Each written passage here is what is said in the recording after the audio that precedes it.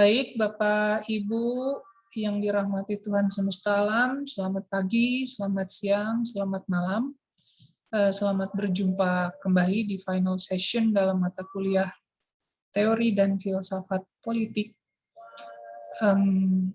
Pada pertemuan terakhir ini, teman-teman, kita akan membahas sebuah konsepsi yang monumental, melegenda, dan juga pamungkas. Makanya kenapa saya taruh di akhir, karena Kojo biasanya ditaruh di akhir. Raja terkuat juga pasti ditaruh di level terakhir. Nah, makanya pada mata kuliah teori dan filsafat politik ini, saya sengaja menaruh pembahasan mengenai sosialisme, komunisme, dan juga marxisme itu pada sesi yang terakhir. Maksudnya adalah supaya teman-teman bisa berdiskusi, bisa mengenang dengan segar materi terakhir yang akan diberikan. Nah, perlu diketahui oleh teman-teman bahwa konsepsi ini, bahwa ideologi yang riuh, ramai ini, sejatinya banyak memantik atau memancing diskursus atau diskusi yang sangat seru.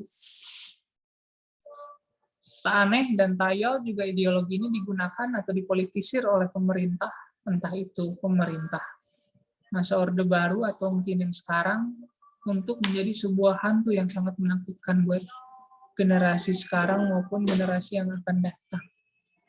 Sebagian besar orang mendengar sosialisme, kemudian mendengar komunisme, marxisme, pasti kan bayangannya serem, takut, angker. Pernah saya melakukan pengenalan, introduction kepada kelas, salah satu kelas, khususnya kelas yang non-eksak di keperawatan.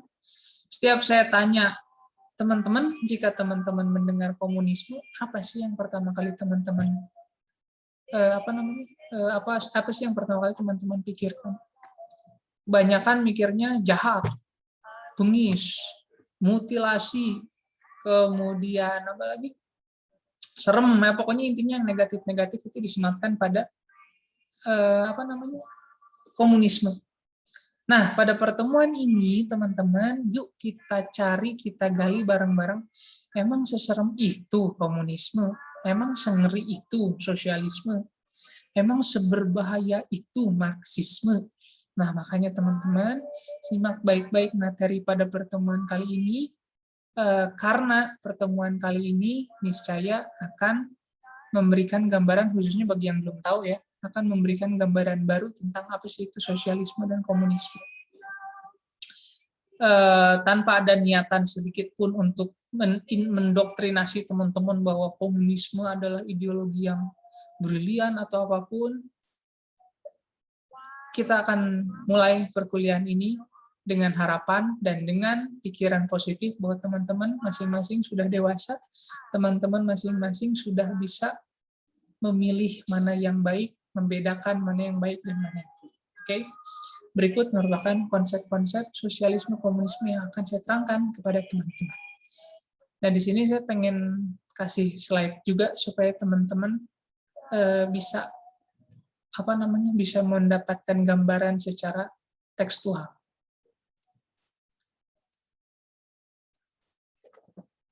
Baik, di screen Bapak Ibu sudah ada slide mengenai cover mengenai sosialisme, marxisme, komunisme. Nah, baik Bapak Ibu sekalian, mari kita mulai. Apa sih itu? Kita awali dengan sosialisme dulu ya teman-teman, Bapak Ibu sekalian. Nah, sebelum kita berangkat ke definisi-definisi, saya pengen memperkenalkan pemikiran orisinil dari para tokoh-tokoh bangsa tentang apa sih itu sosialisme. Hatta atau Muhammad Hatta, wakil presiden kita yang pertama, salah satu negarawan, Hatta mengemukakan bahwa semua sosialisme itu menghendaki suatu pergaulan hidup, di mana tidak ada lagi penindasan dan penghisapan, dan dijamin bagi rakyat tiap-tiap orang kemakmuran dan kepastian penghidupan serta pengembangan kepribadian. Sampai sini kita bisa lihat bersama ya bahwa sosialisme itu merupakan sebuah konsep yang mulia ya. Karena ada pergaulan hidup, tidak ada penindasan, tidak ada penghisapan, kemudian setiap orang itu berhak mengakses kemakmuran dan kepastian penghidupan, serta pengembangan kepribadian. Sebuah cita-cita yang mulia, bukan? Nah, pertanyaannya kemudian, nah kenapa disematkan dengan komunis? Kenapa jadinya serem? Kita cari lagi yuk definisi berikutnya. Atau bukan definisi, konsep berikutnya dari salah satu tokoh juga yang cukup besar. Menurut Cokro Aminoto, salah satu bapak bangsa, guru dari tokoh-tokoh luar biasa seperti Soekarno, kemudian Musso, bahkan Kartosuwiryo di ITI, Cokro Aminoto menjelaskan bahwa sosialisme menghendaki cara hidup satu buat semua dan semua buat satu. One for all and all for one. Nah, sering kan kita dengar konsep-konsep seperti itu. Yaitu suatu cara hidup yang memperlihatkan kepada kita bahwa kita sekalian itu memikul pertanggungjawaban atas perbuatan kita bersama satu sama lain. Gitu. Nah, yang membedakannya sosialisme dengan individualisme adalah sedangkan individualisme itu mengutamakan paham tiap-tiap orang buat dirinya sendiri. Artinya di sini sosialisme itu mendorong agar setiap orang peduli akan orang lain, satu orang itu berbuat untuk banyak orang. Cara hidup yang memperlihatkan kepada kita bahwa kita sekalian memikul pertanggungjawaban atas perbuatan kita bersama. Sungguh mulia sekali lagi kan jika kita berbicara tentang sosialisme melalui dua perspektif para guru bangsa. Nah, pertanyaannya kemudian, lah sosialisme itu apa sih memangnya, Pak? Nah, sosialisme ini sebenarnya teman-teman, saya di sini nggak akan memperkenalkan kepada teman-teman definisi-definisi rumit menurut tokoh ini dan teman-teman harus hafal, nggak usah. Saya pengennya teman-teman itu paham dulu tentang konsep-konsep dasar sosialisme. Nah, dari pertemuan ini sebenarnya teman-teman, saya nggak bisa memuaskan dahaga ekspektasi teman-teman supaya bisa merinci lebih detail tentang pemikiran sosialisme, Marxisme, dan komunisme itu sendiri. Tapi di sini saya cuma kasih pengantar. Di mana selanjutnya teman-teman mohon cari definisi-definisi selanjutnya untuk didiskusikan. Karena jika saya tuangkan di sini semua nggak akan bisa sejam 2 jam karena konsep Marxisme, sosialisme itu kayaknya bukan main, teman-teman. Ya. Penafsir-penafsir atau perawi-perawi ayat-ayat Marx saja banyak, gitu, nggak cuma Marxisme itu sendiri. Lenin, kemudian Trotsky, kemudian Gramsci, banyak, pokoknya banyak. Sulit untuk kita merangkumnya dalam satu slide, bahkan 1 jam, satu rentang waktu yang singkat itu sangat sulit. Nah, makanya saya di sini cuma kasih pengantar supaya teman-teman benar-benar minimal memahami dasar-dasar dari konsep-konsep tersebut. Nah, teman-teman, sosialisme itu adalah sistem sosial dan ekonomi yang ditandai dengan kepemilikan sosial dari alat-alat produksi dan manajemen koperasi ekonomi. Nah, kita ketemu nih sama istilah baru, namanya adalah alat-alat produksi. Apa sih alat-alat produksi? Apakah cangkul? Kemudian apakah mesin pemintal benang? Kemudian apakah alat penggiling padi? Bisa dipastikan semuanya tepat. Bahkan ada yang menyebutkan bahwa alat-alat produksi itu dapat direpresentasikan melalui pabrik-pabrik besar. Gitu.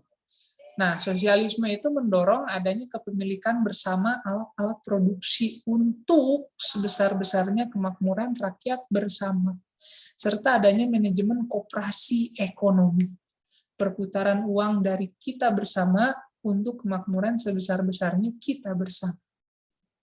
Nah, teman-teman, koperasi itu merupakan salah satu wujud atau salah satu ekspresi sosialisme yang masih lestari hingga saat ini. Koperasi merupakan representasi sosialisme yang masih lestari hingga detik ini. Nah, masuk ke gerakan politik, teman-teman. Sosialisme ini lebih kepada gerakan politik yang mengarah pada pembentukan sistem tersebut, yang diwujudkan melalui demo, kemudian mogok massal, dan lain sebagainya. Nah, sosialisme ini teman-teman muncul sejak awal abad ke-19 sebagai protes terhadap kapitalisme. Jadi sosialisme ini merupakan negasi atau antitesis dari kapitalisme. Di mana kapitalisme itu, seperti yang kita ketahui bersama, kapitalisme itu mendorong individualisme, mendorong kepemilikan modal secara privat, mendorong adanya atau hadirnya sebuah kompetisi ekonomi yang kompetitif, di mana yang kuat bisa semakin kuat jika semakin berusaha, dan yang lemah akan semakin tertinggal jauh jika tidak menguasai sumber-sumber. Nah, sosialisme itu muncul sebagai protes terhadap adanya fenomena tersebut. Karena sederhananya, teman-teman, yang miskin makin miskin. Kere, beki, kere, yang miskin semakin miskin, sedangkan yang kaya semakin kaya. Itu implikasi dari adanya sistem kapitalisme. Nah, sosialisme ini punya cita-cita, teman-teman. Baik cita-cita di dalam lapangan industri maupun cita-cita di bidang sosial kemasyarakatan. Nah, kita bahas dulu pertama cita-cita dalam bidang lapangan industri. Dalam bidang lapangan industri, teman-teman, sosialisme itu mencita-citakan sebagian besar alat-alat produksi itu dikuasai oleh negara. Sebagian besar alat-alat produksi dikuasai oleh negara. Alat produksi apa, Pak? Tadi sudah dibahas. Nah, itu tuh pabrik-pabrik, mesin-mesin, mesin uap, alat pemintal, dan lain sebagainya itu dikuasai oleh negara. Itu yang diharapkan oleh sosialisme. Nah, kemudian alat-alat produksi itu, seperti yang tadi saya jelaskan, dimanfaatkan bukan untuk mencari keuntungan, namun untuk mengabdi kepada negara. Dan di sisi lain, alat-alat produksi sektor swasta itu masih diakui dalam mengejar keuntungan. Nah, di bidang sosial kemasyarakatan, teman-teman, sosialisme punya cita-cita yang sangat mulia, yakni lenyapnya kelas yang saling bertentangan. Lenyapnya kelas yang saling bertentangan. Jadi si kaya versus si miskin tuh diharapkan dengan adanya sosialisme itu lenyap. Nah, yang kedua, adanya kesamaan nasib baik dalam aspek ekonomi maupun aspek sosial. Jadi nggak ada itu orang yang kaya banget kayak Raffi Ahmad. Nggak ada orang yang AdSense-nya sangat luar biasa besar seperti Atta Halilintar, segala kebeli selesai. Sedangkan di sisi lain ada orang yang buat makan aja nasi aking direbus lagi. Nah, yang gitu-gitu udah nggak ada dalam sosialisme. Cita-cita sosialisme nggak ada. Karena bagi sosialisme, semua orang punya akses hidup yang rata. Tidak ada yang lebih kaya di antara yang lain, tidak ada yang miskin daripada yang lain. Kalaupun ada yang miskin, ramai-ramai gotong royong dibantu. Nah, yang terakhir, teman-teman, cita-cita bidang sosial kemasyarakatan dari sosialisme itu adalah alat-alat produksi yang dimiliki digunakan untuk mencapai dan memajukan kesejahteraan masyarakat. Itu jadi teman-teman gambaran dari sosialisme. Ya. Nah, sampai sini teman-teman mungkin bingung, jadi apa sebenarnya poin yang jadi titik permasalahan para penguasa zaman dulu dan zaman sekarang? Kok sampai sealergi itu sih sama sosialisme? Belum, teman-teman. Belum. Nah, sekarang baru kita masuk kepada lanjutan atau praksis atau praktek dari sosialisme. Sebenarnya bukan prakteknya, Marxisme lebih kepada sosialisme versi Marx. Mari kita lihat. Mari kita lihat. Nah, di sini teman-teman, Karl Marx itu memiliki cita-cita besar tentang ketiadaan kelas sosial. Sama cita-citanya seperti sosialisme. Nah, bagi Marx, dalam konsep Marxismenya, manusia diberikan kebebasan dari keterikatan terhadap milik pribadi. Eksploitasi, penindasan, serta paksaan diharapkan hilang dari muka bumi. Nah, jadi Marxisme lebih konkret ya, menjelaskan tentang harapannya bahwa penindasan tuh jangan ada lagi. Ya. Si kaya menindas si miskin tuh jangan ada lagi. Ya. Pabrik-pabrik misalnya membayar orang-orang upahnya di bawah minimum, tapi jam kerjanya sadis, itu jangan ada lagi. Itu harapan Marxisme. Namun, nah ini nih teman-teman, kita sudah mulai mengendus bagaimana berbahayanya Marxisme. Bagi Marx, dalam mewujudkan cita-cita sosialisme tersebut, terdapat ongkos yang harus dibayarkan untuk mencapai kondisi tersebut. yakni melalui jalan paksaan dan kekerasan. Nah, ini teman-teman harus digarisbawahi. Yakni melalui jalan paksaan dan kekerasan dengan target sasaran perebutan kekuasaan dari tangan kapitalis oleh kaum buruh. Karl Marx bahkan berprinsip, kekerasan adalah bidan dari setiap masyarakat lama yang sedang hamil tua dengan masyarakat baru. Jadi bagi Marx, kekerasan itu ya relevan untuk dijalankan. Yang penting cita-cita sosialisme itu bisa terwujud. Gitu. Ada beberapa tuntutan dari Marxisme itu sendiri menurut Woodfin dan Zarate. Yang pertama, seperti yang dari tadi kita bahas, adalah penghapusan kepemilikan tanah dan penggunaan seluruh tanah sewa untuk kepentingan publik.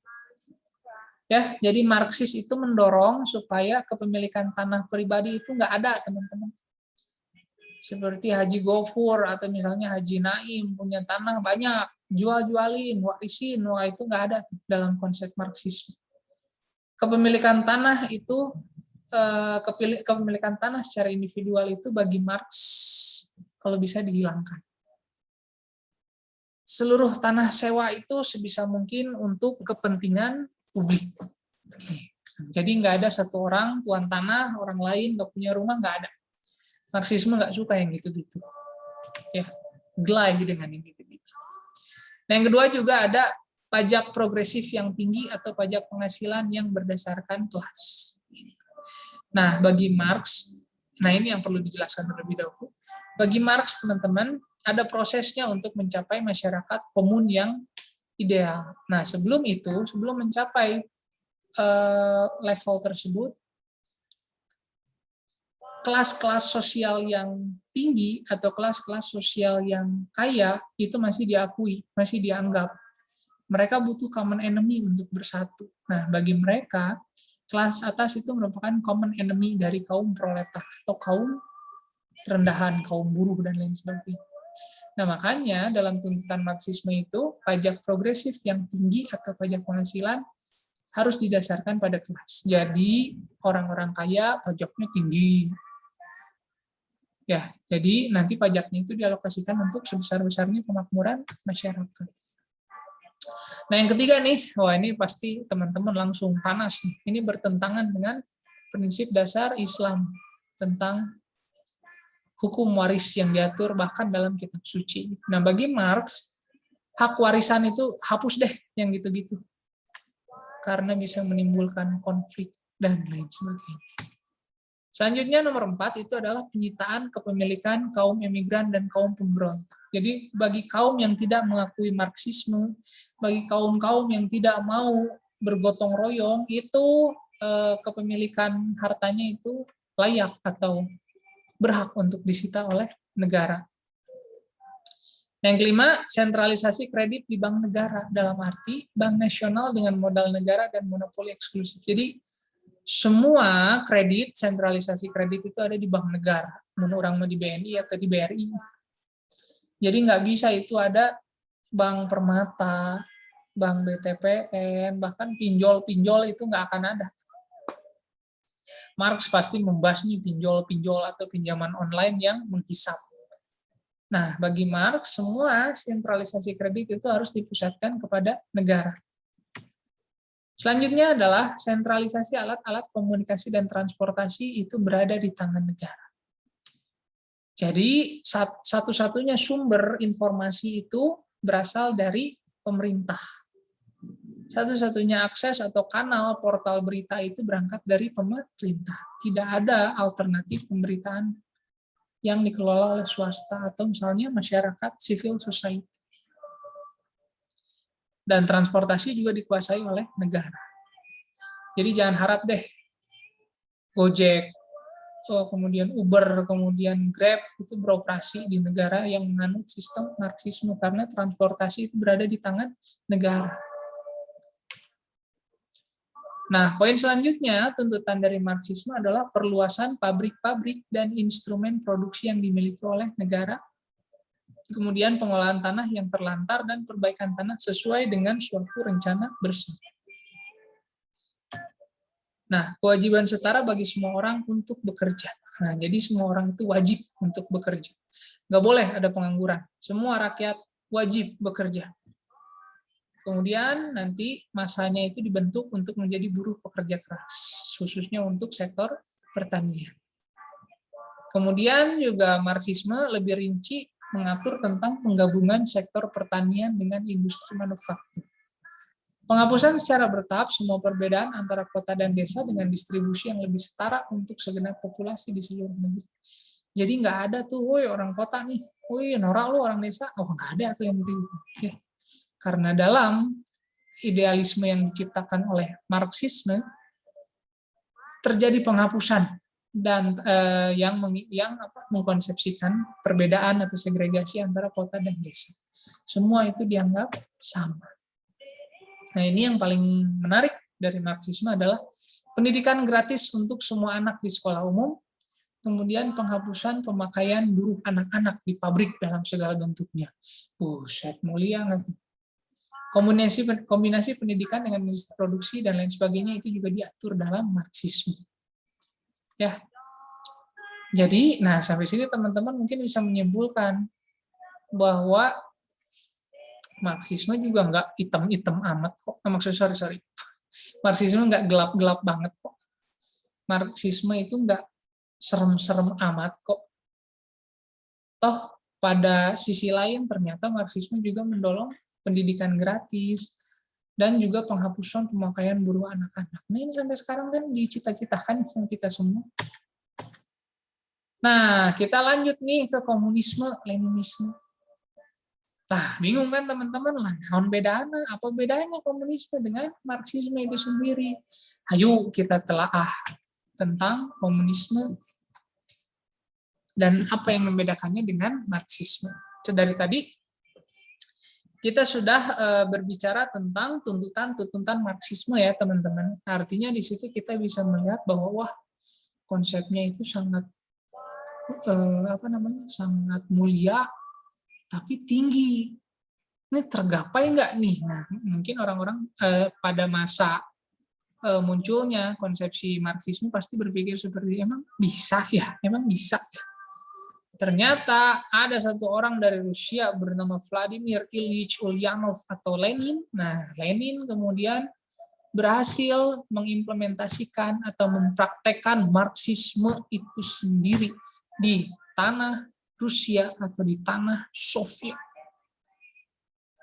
Nah, komunisme ini sebenarnya hampir bisa dibilang merupakan kembaran dari Leninisme. Artinya komunisme itu merupakan Marxisme versi Lenin. Komunisme, nah mari kita bahas tentang komunisme. Komunisme dinilai oleh para pakar ilmu sosial sebagai sinonim dari sosialisme ilmiah. Nah, maksudnya sosialisme ilmiah adalah sosialisme yang bisa dipraktekkan. Khususnya yang diramuskan oleh pemikiran itu Marx dan Engels. Penggunaan istilah komunisme bertujuan sebagai pembeda antara gerakan sosialisme ilmiah dengan sosialisme sebelumnya yang masih bersifat utopia. Utopia tuh mengawang-awang, teman-teman. Bisi teman-teman nggak tahu apa sih itu utopia. Utopia itu mengawang-awang halu, nggak halu. Ketinggian lah. Sesuatu yang sulit tergapai itu yang disebut sebagai utopia. Nah, Engels salah satu perawi ajaran-ajaran Marx yang sangat brilian, karena bagi saya Engels itu merupakan sosok yang bisa menyederhanakan kerumitan pemikiran Marx. Teman-teman kalau misalnya mau belajar lebih dalam tentang Marxisme, ada baiknya jika memang ingin membaca konsep yang lebih ringan, silakan teman-teman baca karya-karya Engels, karena Engels atau apa ya, pokoknya ya, saya enaknya nyebutnya Engels. Nah, Engels ini sendiri bisa menafsirkan dengan sederhana apa yang diekspresikan oleh Marx. Engels mencoba menyederhanakan gambaran dengan menjelaskan bahwa komunisme merupakan gerakan pembebasan proletariat. dengan tujuan terciptanya masyarakat komunis di mana kehidupan sosial ekonomi berdasarkan prinsip kepemilikan bersama sehingga menghilangkan kelas sosial dan juga pada akhirnya menghilangkan negara. Nah, ini yang menarik. Nah, Miriam Budiarjo, salah satu pemikir lokal, menjelaskan bahwa komunisme itu tidak hanya merupakan sistem politik, tetapi juga mencerminkan suatu gaya hidup berdasarkan nilai-nilai sebagai berikut. Yang pertama adalah gagasan monoisme. Apa sih monoisme? Monoisme ini merupakan gagasan yang menolak adanya golongan-golongan di dalam masyarakat, sebab dianggap bahwa setiap golongan yang berlainan aliran pikirannya merupakan sumber perpecahan. Akibat dari gagasan ini ialah bahwa persatuan itu harus dipaksakan dan oposisi itu wajib ditindas.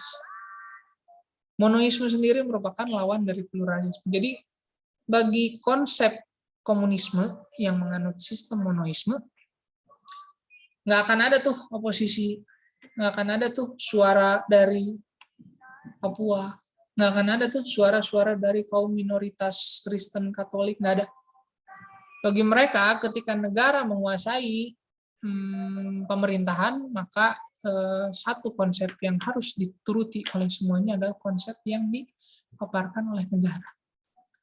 Yang kedua, kekerasan dipandang sebagai alat yang sah dan harus dipakai untuk mencapai komunisme. Kalau tadi teman-teman membaca dalam Marxisme bahwa kekerasan itu merupakan keniscayaan, itu masih lembut tuh bahasanya, dalam keniscayaan.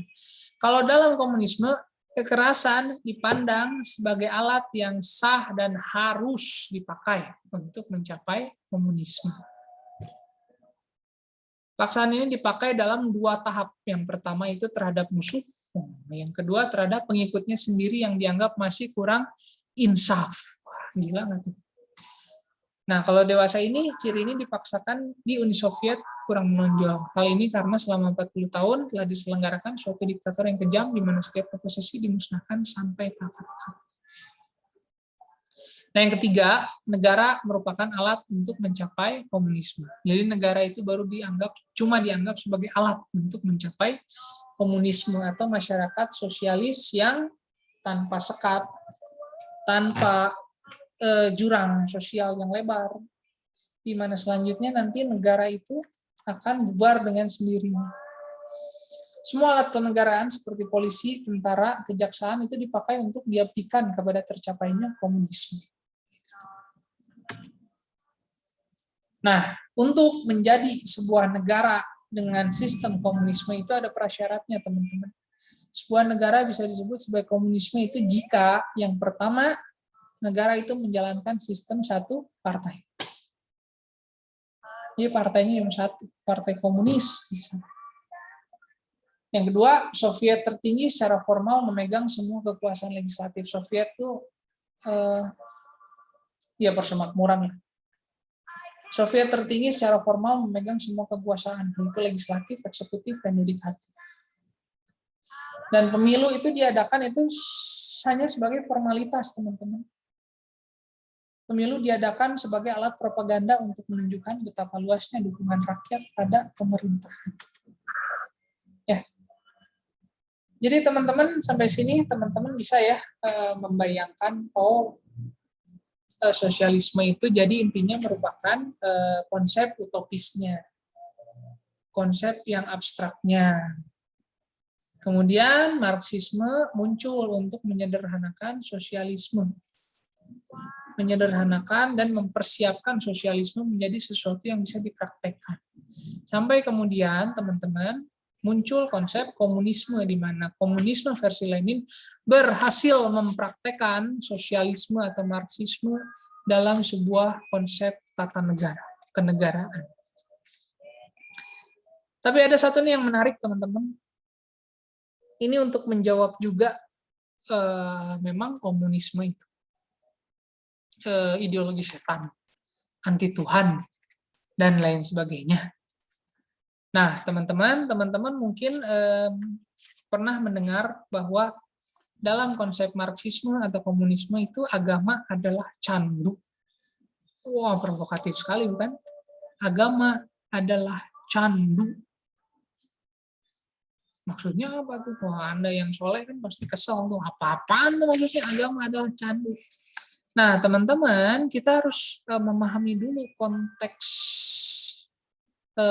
dimensi ruang dan waktu pada saat itu seperti apa. Kenapa Marx bisa berpikir bahwa agama itu candu? Karena ketika masa pertumbuhan Marx, teman-teman, Marx melihat bahwa gereja itu ternyata dijadikan sebagai alat transaksi oleh para pastor dengan para jemaat. Zaman dulu, saya nggak tahu kalau sekarang masih ada atau enggak. Zaman dulu ada istilahnya indulgensia atau surat atau pengampunan dosa. Dengan cukup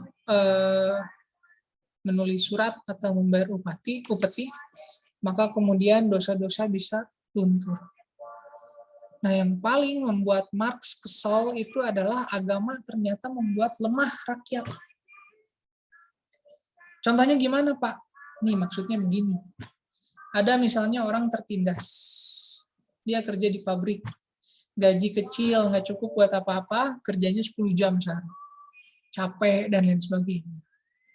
Tapi dia bukannya berjuang, dia malah kemudian lari ke gereja.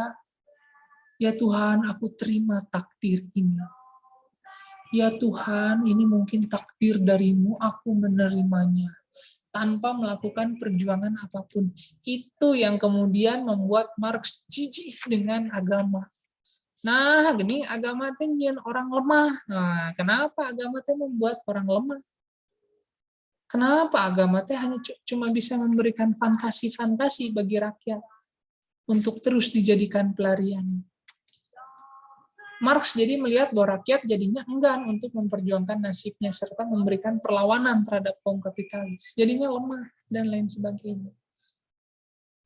Nah, pada kondisi empiris juga Marx menilai bahwa agama hanya sibuk pada nasihat-nasihat yang bagus. Tapi teman-teman, dari fenomena tersebut kita bisa menyimpulkan bahwa ternyata yang dikritik oleh Marx terhadap agama itu merupakan agama-agama yang mandul dan takluk di bawah gelombang korupsi, agama yang takluk di bawah gelombang konsumtivisme, kemudian agama yang takluk di bawah gelombang ketergantungan ekonomis, agama yang dijual oleh sekelompok orang untuk menjadi propaganda-propaganda untuk memperkaya diri sendiri. Itu yang dimaksud agama adalah candu. Ya, itu yang dimaksud agama adalah candu. Nah, jadi bukan bermaksud melakukan pledoi atau pembelaan terhadap pemikiran Marx, cuman memang pada saat itu, itulah yang mendasari kenapa ada istilah atau kalimat agama adalah candu. Pertimbangannya adalah itu, teman-teman. Gitu. Nah, makin gila lagi ketika Lenin mampu menguasai Rusia melalui Uni Soviet. Lenin kemudian mereformasi pemikiran Marx atau bahkan mengembangkan pemikiran Marx, khususnya di agama adalah candu, lebih kepada agama sebagai semacam whisky rohani murahan. Kemudian di dalamnya para budak modal menenggelamkan muka manusianya. Hak mereka atas hidup yang pantas bagi manusia dihilangkan oleh agama dan lain sebagainya. Bagi Lenin, Marxisme menganggap semua agama dan gereja itu merupakan organisasi religius yang digunakan sebagai alat reaksi borjuis yang dipakai untuk melindungi, eksploitasi, dan mengelabui kelas buruh. Nah, dasar sumbu pendek orang-orang komunisme ini, dasar sumbu pendek Marx dan Lenin, mereka itu terlalu menggeneralisir seluruh ajaran agama. Mereka menggeneralisir oknum-oknum agama yang bermain Tuhan, kalau bahasa Aryan Seringai. Mereka melihat oknum-oknum yang buruk, kemudian menggeneralisir bahwa seluruh agama itu merupakan candu. Nah, itu yang menjadi kelemahan pemikiran dari Marxisme dan komunisme. Dan itulah kenapa kemudian dipolitisir oleh politisi-politisi zaman Orde Baru dan zaman reformasi bahwa komunisme itu merupakan ideologi anti Tuhan. Karena pertimbangannya itu. Padahal jika teman-teman menelaah lebih dalam, itu merupakan kritik terhadap agama itu sendiri. Beda kasus ketika agama mendorong untuk perjuangan. Beda kasus. Toh di awal masa pergerakan komunisme di Indonesia, yang orang-orang komunis banyaknya haji kok. Haji Misbah lah. Kemudian di Sumatera Barat juga banyak tokoh-tokoh ulama yang menjadi tokoh Partai Komunis Indonesia. Karena apa? Karena di situ ada irisan. Sebenarnya ada irisan, teman-teman, antara sosialisme dengan Islam. Ya kalau nggak ada irisan, ngapain Cokroaminoto bikin buku berjudul Sosialisme Islam? Karena irisannya ada. Yaitu sama-sama melepaskan diri dari penghisapan. Di Islam ada istilah riba, nah di dalam komunisme atau Marxisme ada istilah kapitalisme. Nah, bedanya apa, Pak? Sosialisme dengan komunisme. Nah, ini teman-teman bisa baca di halaman screen teman-teman. Perbedaan di antara kedua fase tersebut dilihat dari yang pertama, produktivitas. Dalam fase sosialisme, produktivitas itu masih rendah dan kebutuhan materi belum terpenuhi secara cukup. Sedangkan dalam fase komunisme penuh, produktivitas itu sudah tinggi sehingga semua kebutuhan materi sudah diproduksi secara cukup. Nah, jadi terdapat perbedaan kondisi, dimensi kondisi. Sosialisme itu muncul untuk menjawab situasi pada saat itu ya di mana produktivitas masih rendah, kebutuhan materi belum terpenuhi. Intinya gini, sederhananya gini. Sosialisme itu adalah impian buruh-buruh ketika dia sedang kelaparan, capek, dan pulang kerja. Dia cuma bisa ngehayal bahwa nanti tuh enak ya kalau hidup tuh begini. Enak ya hidup tuh tanpa kelas. Coba semua orang tuh sama kerjanya, kekayaannya. Semua sama-sama berjuang untuk bersama, gotong royong. Masih pada tataran itu kalau sosialisme. Kalau komunisme itu lebih kepada, wah ini buruh-buruh udah menguasai pabrik nih. Pabrik produktivitasnya udah dipergunakan untuk kemakmuran semua nih. Artinya sudah kondisi tersebut sudah berjalan. Yang kedua, hakikat manusia sebagai produsen. Dalam fase sosialisme, manusia itu belum cukup menyesuaikan diri sehingga menjadikan kerja sebagai hakikat dan masih mementingkan insentif materi. Tapi dalam komunisme, kerja itu sudah menjadi hakikat atau sudah menjadi hal yang sukarela. Semua pekerjaan dilakukan secara gembira, sukacita, dan lain sebagainya. Tanpa terlalu mengharapkan insentif langsung seperti upah. Jadi, apa ya? Dalam masyarakat komunis itu orang bekerja secara sukarela. Mau kerja ayo, enggak juga mangga. Karena semua untuk semua bersama-sama menyenangkan. Sebenarnya. Upah itu lebih kepada produk sampingan dari kerja. Ya. Nah, pada tahap komunisme penuh, uang itu lama-lama udah nggak diperlukan lagi. Nah, nanti ini cita-cita komunisme nih, uang itu udah nggak perlu lagi. Dalam tahap komunisme penuh, tidak ada lagi soal kelangkaan, tidak ada lagi kelas-kelas, penghisapan, dan lain sebagainya. Jadi, masyarakat itu hidup bersama-sama, gotong royong, penuh kedamaian, tanpa khawatir terhadap suatu hal sedikit pun. Karena semua sudah serba dicukupi. Gitu. Nah ini kemudian kita masuk pada tataran praktisnya atau praksisnya. Marxisme dan Leninisme pada dasarnya merupakan praksis atau implementasi dari konsep-konsep sosialisme. Nah bagi Marxisme, basis kekuatan partai itu organisasi massa. Jadi seluruh masyarakat miskin itu sama-sama membuat organisasi massa yang menjadi representasi suara rakyat. Tapi dalam komunisme, teman-teman, atau Leninisme, itu semuanya tersentralisasi dalam partai. Walaupun judulnya partai massa atau partai buruh, tapi semuanya tersentralisasi dan lebih tegas. Kemudian untuk metode revolusinya, Marxisme itu menunggu feodal ditumbangkan oleh borjuis. Kemudian borjuis ditumbangkan oleh buruh. Jadi Marxisme itu lebih kepada menunggu sejarah menjawab dampak-dampak alamnya. Marxisme itu menunggu, bagi Marxisme, feodal itu lama-lama akan bangkrut sendiri. Nanti akan ditumbangkan oleh kaum borjuis atau kelompok-kelompok elit massa, di mana kaum borjuis kemudian ditumbangkan oleh kaum buruh sebagai pemenang terakhir. Tapi di Leninisme, teman-teman, revolusi itu langsung ditujukan untuk menumbangkan feodal dan borjuis. Jadi nggak banyak nunggu, hajar semua yang menghalangi Leninisme atau komunisme. Kemudian tumbangnya kapitalisme itu tumbang dengan sendirinya akibat overload produksi. Sedangkan Leninisme atau komunisme itu partai yang menumbangkan kapitalisme. Makanya di Uni Soviet itu, teman-teman, kekaisaran Tsar itu dibantai sampai anak cucunya. Karena baginya kekaisaran Tsar itu merupakan simbol kapitalisme. Maka dari itu partai kemudian berinisiatif menghabiskan semua penguasa, di mana kemudian digantikan oleh partai komunis Bolshevik.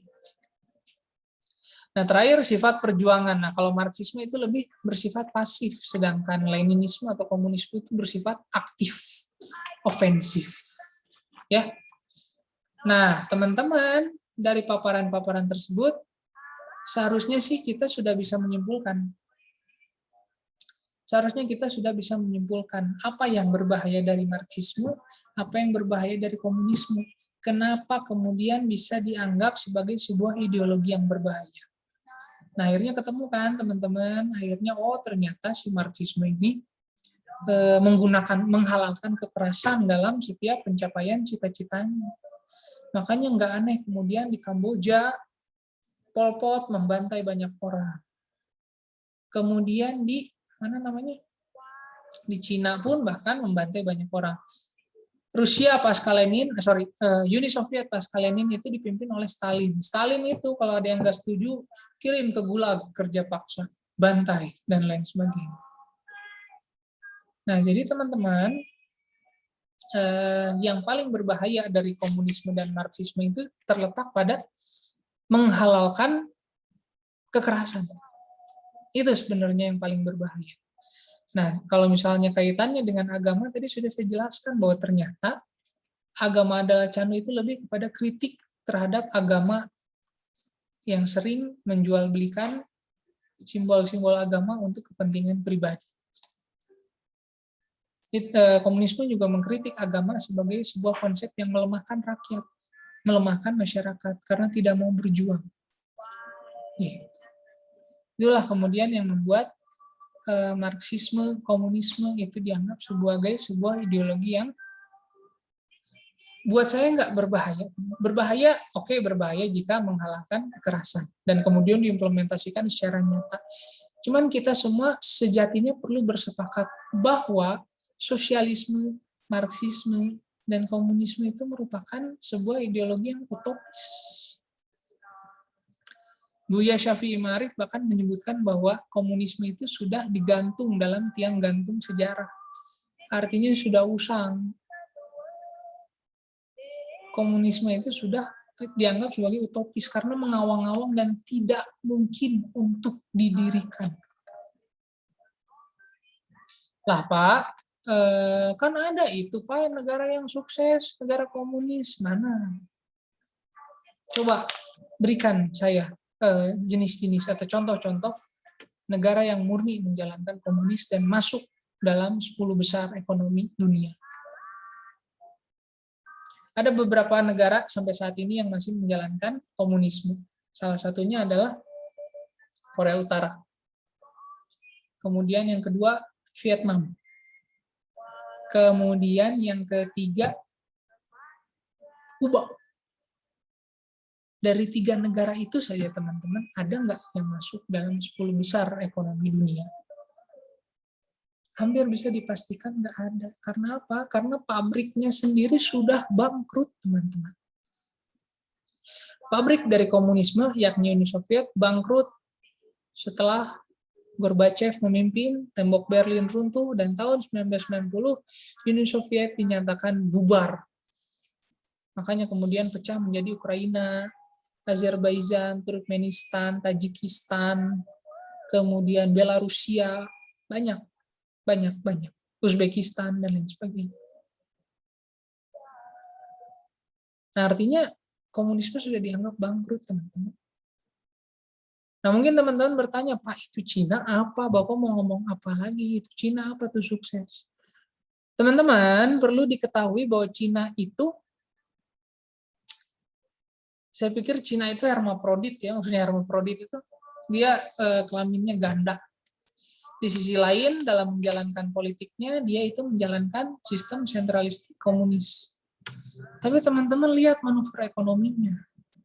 Luar biasa kapitalis, bukan? Nah, masa iya seorang negara komunis yang murni komunis bisa membangun korporasi yang mendunia semacam Xiaomi, Wuling, Huawei, di mana sistem monopolinya sangat identik dengan kapitalisme. Nah, dari situ aja teman-teman bisa disimpulkan bahwa Cina itu nggak murni-murni amat komunis kok. Komunis hanya digunakan sebagai propaganda untuk mempersatukan situasi politik internal. Makanya oposisi itu hampir bisa dipastikan lemah di Cina. Mungkin ada, tapi lemah. Ya. Korea Utara teman-teman bisa lihat sendiri. Teman-teman cari deh dokumenter Inside North Korea, National Geographic. Anda bisa melihat dan Anda bisa menyimpulkan betapa masyarakat itu dibodohi bukan main oleh pemimpin. Kim Jong-il lanjut ke Kim Jong-un. Wah, teman-teman nonton sendiri. Satu-satunya prestasi dari negara komunis adalah, untuk saat ini ya, mampu menekan penyebaran pandemi. Vietnam merupakan salah satu negara yang bisa menekan pandemi COVID. Termasuk Korea Utara. Ya gimana nggak ditekan, ada yang COVID ditembak di Korea Utara kan. Nah, cuman permasalahannya gini teman-teman. Apakah, perlu dikaji lagi apakah informasi yang dipublikasikan tepat. Karena kan dalam sistem komunisme itu, sistem informasi itu dikelola oleh pemerintah. Sulit mendapatkan alternatif lain. Ya, jadi itu merupakan gambaran atau konsep pengantar tentang Marxisme, sosialisme, dan komunisme. Itu saya pikir yang tadi saya jelaskan itu masih sekitar 15% lah dari seluruh konsep-konsep sosialisme, Marxisme yang ada di muka bumi. Nah, makanya ini merupakan kajian yang sangat kaya dan rumit, sekaligus rumit. Cuman teman-teman, saya harap dari pertemuan kali ini teman-teman mohon berhenti deh menggunakan komunisme itu sebagai hantu, atau komunis bangkit, atau komunis PKI muncul membantai ulama-ulama. Saya pikir gini ya teman-teman, TAP MPRS belum dicabut kok teman-teman. TAP MPRS tentang pelarangan ajaran Marxisme, Leninisme, dan lain sebagainya itu belum dicabut. Jadi kalau teman-teman nemu PKI, ada kantornya nih, ada struktur organisasinya nih, beredel deh, ayo. Yuk, kalau misalnya mau beredel, ayo, asal ada, benar, jelas. Jangan karena membunuh ulama, langsung dicap PKI. Teman-teman kalau baca sejarah G30S itu hampir semua dikriminalisasi, sampai bocah-bocahnya pun dikriminalisasi. Anak dari Letkol Untung, Pak Bejo Untung itu dari umur 9 tahun sudah dipenjara. Lolos dari penjara tahun 79, nyari kerja susah. Mau gimana mau bikin partai? Nyari kerjaan aja susah. Desas-desusnya anak cucu PKI mulai mengkonsolidasikan kekuatan. Sok mana tuh, yuk bareng-bareng yuk kita kita laporkan jika ada tindak tanduk yang berbahaya. Jangan sampai hantu-hantu kalian ributkan, tapi makhluk ganas di sekitar kita malah dilupakan. Ya. Jadi itu gambaran dari pertemuan kali ini. Saya harap teman-teman bisa bisa komprehensif lagi dalam menyikapi suatu hal. Jangan buru-buru menyikapi bahwa ini komunis nih, ini PKI nih. Teman-teman bedain PKI yang komunis aja nggak bisa. Malu lah sama gelar sarjana nanti. Jadi demikian teman-teman yang bisa saya sampaikan. Semoga bisa bermanfaat buat teman-teman di masa yang serba sulit ini. Satu-satunya kunci untuk kita semua bisa bersikap tenang adalah jangan terburu-buru dalam menyikapi suatu hal. Jangan sumbu pendek. Jangan termakan oleh isu-isu yang tidak bisa dipertanggungjawabkan sumbernya. Dan jadilah manusia yang adil sejak dalam pikiran dan mampu memanusiakan manusia. Demikian teman-teman, terima kasih atas perhatiannya. Assalamualaikum warahmatullahi wabarakatuh.